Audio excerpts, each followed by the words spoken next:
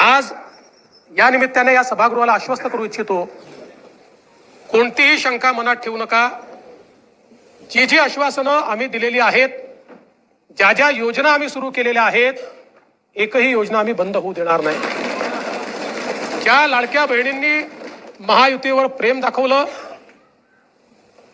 हे अधिवेशन संपल्याबरोबर डिसेंबर महिन्याचा हप्ता त्यांच्या खात्यामध्ये आम्ही टाकतो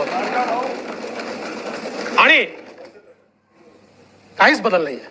नाना, मी या ठिकाणी स्पष्ट करू इच्छितो, कुठलेही नवीन निकष नाहीत. आता तर सगळ्यांनाच टाकतो, पण ऍपरंटली असं लक्षात येत आहे की काहींनी 4-4 खाती उघडलेली आहेत. तर जसं समाजामध्ये चांगल्या प्रवृत्ती असतात, त्याच्या काही वाईट प्रवृत्ती असतात. एखादी योजना जर चुकीच्या पद्धतीने कोणी वापरत असेल तर जनतेचा पैसा आहे, तुमची आमची सगळ्यांची जबाबदारी आहे की तो योग्य प्रकारे गेला पाहिजे. आता मागच्या काळात आम्हाला लक्षात आलं, माणसानेच 9 खाती काढली. आता त्याला लाडकी बहीण म्हणायचं कसं? पण लाडका भाऊ म्हणू शकत नाही, कारण बहिणींच्या पैशावर डल्ला मारतो तो लाडका भाऊ कसा? त्यामुळे असे जे आहेत,